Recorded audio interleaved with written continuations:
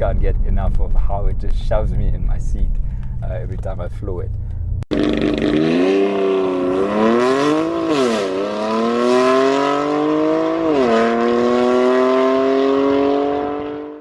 Hi and welcome back to the Carbon Connection. Once again we are at BMW Midrand, and today is sort of a fanboy moment for me because I'm getting to test drive the F90 M5. Not only is this the competition pack, it is also the LCI, and it is fitted with the M Performance exhaust. And of course all of this can only be possible thanks to BMW Midrand, our sponsors for this month's video. So as usual, we'll start off by discussing the styling of this beautiful machine, and then of course we'll head out and take it for a test drive, and I can give you my impressions on how it feels on the road. This specific car is spec'd in San Marino blue. It's a really striking color. It's very classy as well, and I think it suits the F90 M5 perfectly. In terms of styling and size, the M5 obviously has grown with every generation, and I think in this iteration it's probably the least hectic change from the previous one, the F10. And if you look at the previous generation, starting from E12 going to E34, E39, E60, the changes in the shape were very drastic. Of course they were very noticeable. If you had to put an F10 and an F90 side by side, I think the layman wouldn't easily notice that they are two completely different cars. So in terms of styling, there are no controversial big grills on the front of this car. This being the LCI, you can see that the headlights are updated with sleek lines rather than the straight line and the curve in the pre-LCI. The grille is slightly different. As you can see, it has these angular slots instead of the ones going straight down in the pre-LCI. In terms of styling, I think it is a very classy executive saloon. Definitely no complaints from my side. The rims have stayed the same in the LCI. This one is spec'd in San Marino blue, like I've already mentioned. In true M fashion, we do have the side grills or slots or vents, depending on what you call them. Of course, we've got the M style mirror caps, this one in glass black.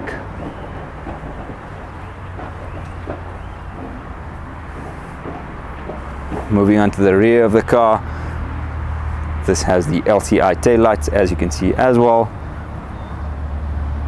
with a shadow line finish. This specific car is spec'd with the M Performance exhaust, some massive tailpipes, this specific one having carbon fiber tailpipes. The sound is absolutely amazing. We'll do a quick sound check before we hit the road as well. Like I mentioned, this is the competition pack, as it says so on the badge, also in black. The M5 has always been sort of understated in terms of looks. If you put it next to a 5 Series with the M Sportback, they aren't hugely different, but of course the M5 does have a few specific changes or differences in terms of the styling to let you know that it is a full-on M car. Looking at the front end in a little bit more detail, the bottom of the front bumper is also different in the LCI. As you can see, they are quite open to allow air to flow through. That would be the oil cooler. Another one on this side as well. This specific car has active cruise control, and that is controlled by the radar that you see over here.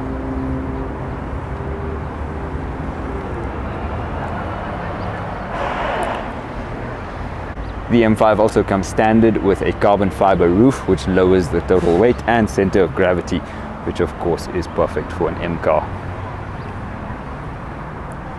Massive brake discs and calipers up front. As you can see, these are spec'd in red, similar to the G82 M4 that I had tested. The discs are slotted, just like all other M cars, of course.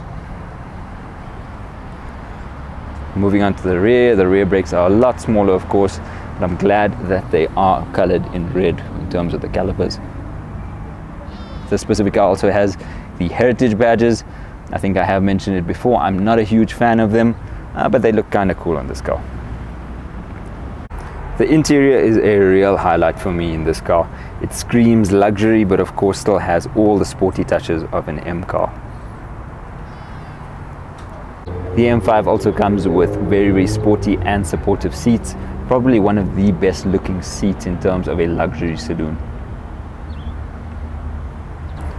This specific car's interior is spec'd in Silverstone leather, and I think it contrasts the San Marino blue really well. One of the M5's other strong points is its size. There is a lot of legroom and space in the back, of course, for your passengers to enjoy the thrilling rides with you. In terms of boot space, it is mega as well.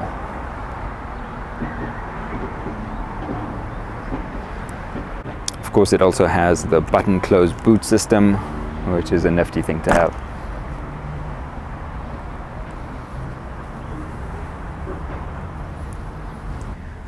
At this point in time, the interior feels very familiar, as I've just tested the G82 M4. There are of course a few differences, but essentially there's a lot that is the same.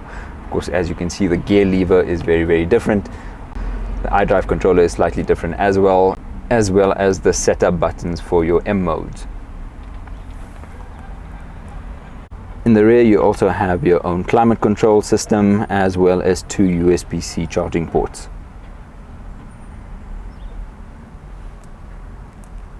This M5 also has the rear roller blinds, which are manual and not automatic like in the 7 Series we tested, of course just for that extra shade and privacy when needed.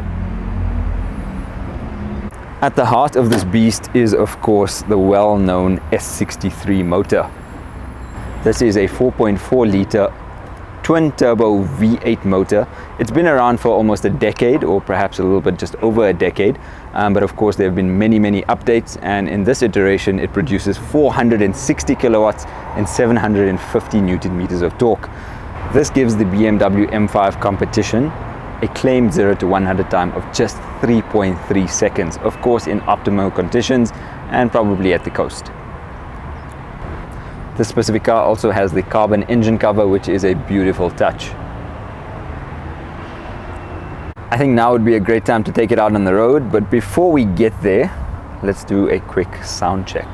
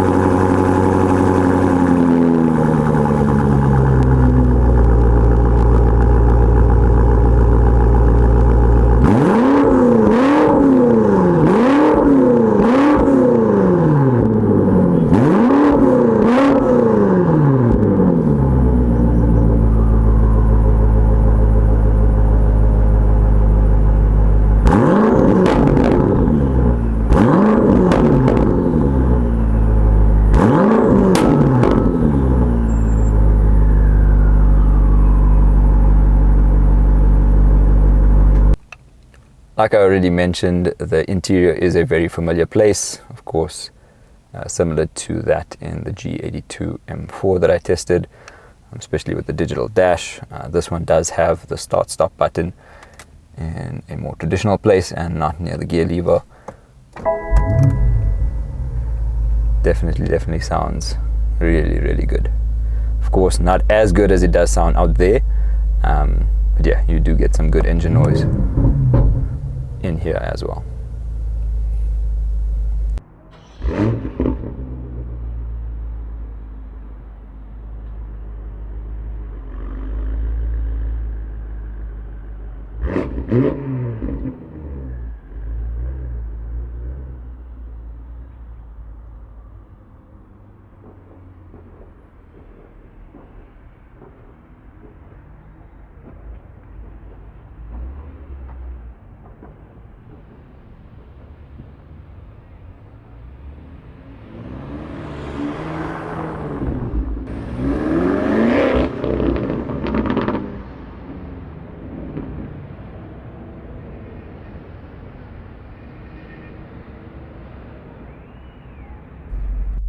Okay, so it's time to take the M5 out on the road and see what it's like.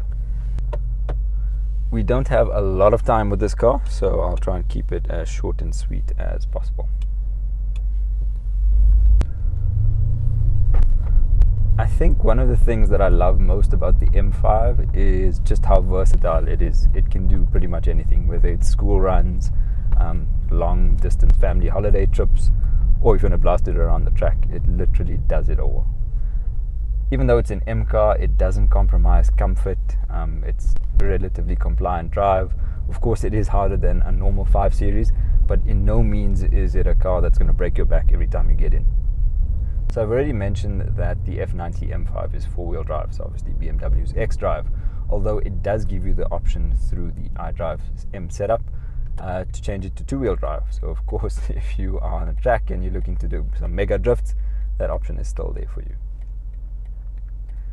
There's a lot of customizability, just like in the G82 M4 that I tested, so I'm not really going to go into the detail of the system like I did with that one. It's pretty much the same sort of options in terms of your engine, your chassis and your steering. However, this car doesn't have the option to change your brake feel like in the G82 M4.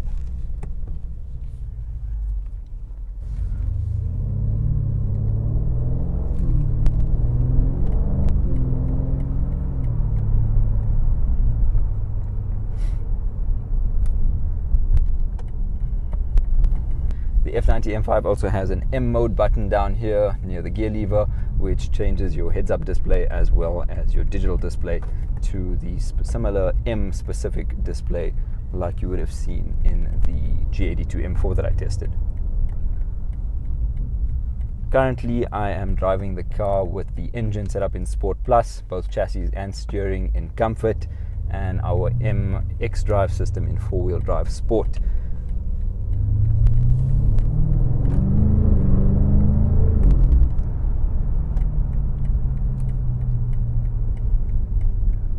It truly is astonishing how this car pulls away. Given its size and weight, you would never say that you're driving such a massive car.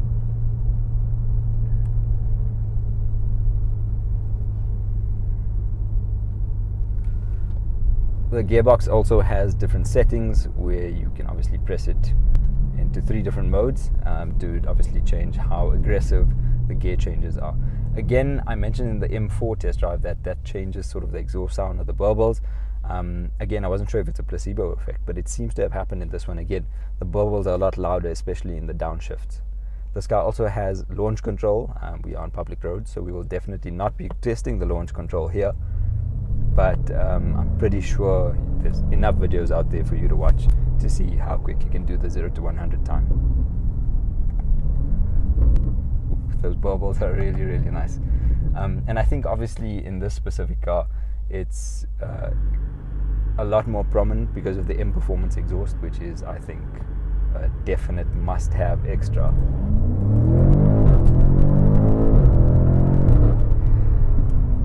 The pull-off is just mind-boggling.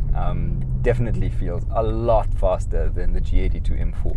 Of course, we are almost 100 kilowatts up on that car, and also 100 Newton meters up on that car. So it's a given that it is going to be a lot quicker. So we are coming up to a little tunnel. So of course that means we have to open the windows and hear what this baby sounds like.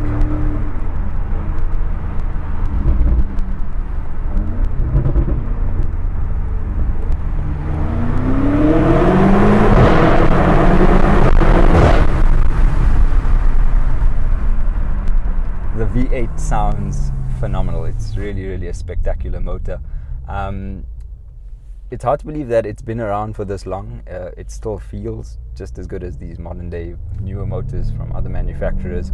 And of course BMW has been doing a lot of updates on them. And of course, like I mentioned, in this iteration it does make 460 kilowatts, which is a truckload of power. The steering feel is quite direct and fast, so I'm pretty sure on a track it would be amazing. Like I mentioned, I'm currently in comfort mode for normal in-town driving, and it's definitely not too heavy like this. I think this would be the perfect setup for me. If I were to daily this car, this would be an epic daily.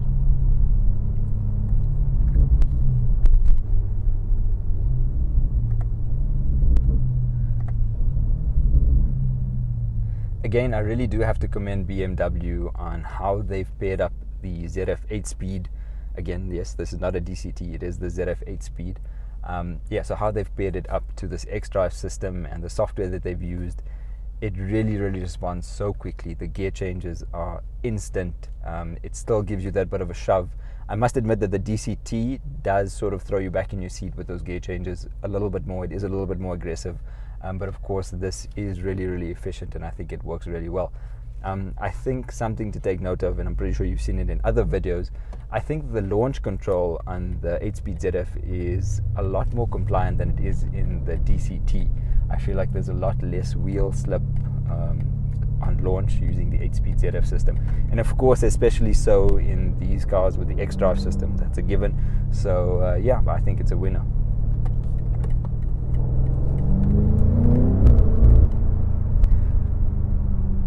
The exhaust sort of bubbles or sounds when you do upshifts are really spectacular. So it's not just the bubbles and downshifts. Definitely no pops and bangs, just some bubbles.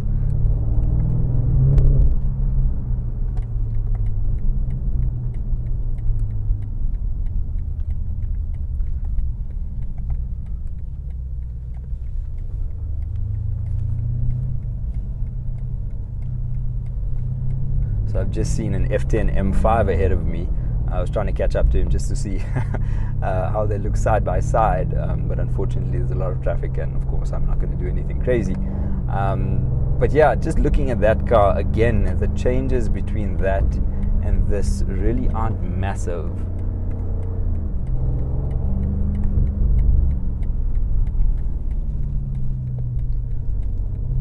I think they're both very sleek, stylish looking cars, that's for sure. He's actually just currently in front of me right now. We seem to be heading in the exact same direction.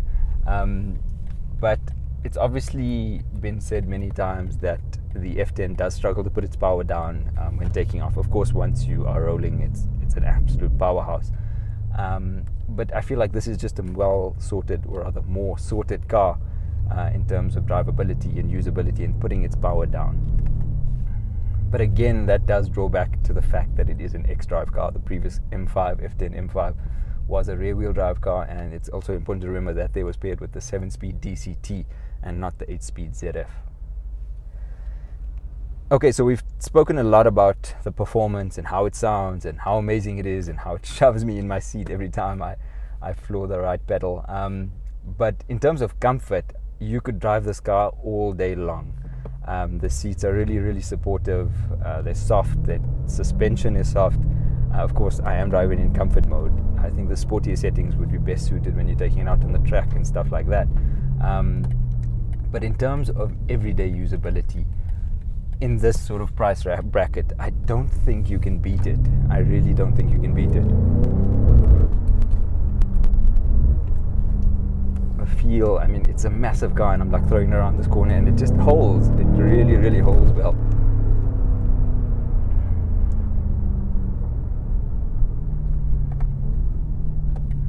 Seems like I'm running out of roads to drive on here. Of course, we are sticking just in the Midrand area, not going too far away from home, which is BMW Midrand, or home for this specific BMW M5, of course. This is actually part of the BMW approved used cars. So it is available for sale at this point in time. It is a 2022 model. It's only got 13,000 Ks on the clock, so really low mileage. That is the gesture control, of course, interrupting me. I think that is something that I have mentioned many a time.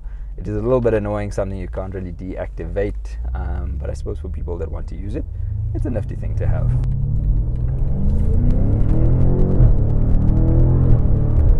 And again, I cannot believe that I'm driving a car of this size. It feels so agile. It really does feel so agile, and it handles its weight brilliantly. Like I mentioned, in this price bracket, I don't think you can find a car that does it all as well as the F90 M5. And I know I am slightly BMW biased. I do acknowledge that. But it is truly a spectacular car. Whether you want to use it as a supercar killer, whether you want to take your kids to school, go on long family trip. I know I've said this before, but it's just astonishing in how well it does it all. So yeah, that brings our time with the M5 to an end. Very, very short but sweet experience. Again, I am so thankful to BMW Midrand for affording me this opportunity and for, of course, allowing me to test drive their cars. Shabas, thanks.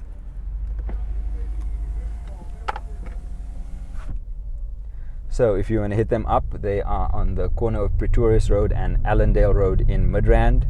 Of course, if you are interested in this specific M5, which I think you definitely should be if you are in the market for one of these, this is marked at just over 2 million rand. It feels brand new, looks brand new, and I think it's spec'd amazingly. It's got all the extras that you could need. San Marino blue is an absolute winner of a color. Paired with the Silverstone seats, they contrast each other really, really nicely. And over and above that, I think you'd be saving a lot of money on a brand new one if you can't seem to find the spec that you want. And I think that the real winner for me is the M-Performance exhaust on this car. It sounds amazing. So yeah, thanks for tuning into another video with us, with me at the Carbon Connection, and thanks for tuning in. Yeah, please remember to like, comment and subscribe if you've enjoyed today's content. And of course, you can hit up Megan from BMW Midrand if you are interested in purchasing this specific M5 or any of their approved used cars. So yeah, we'll see you in the next one.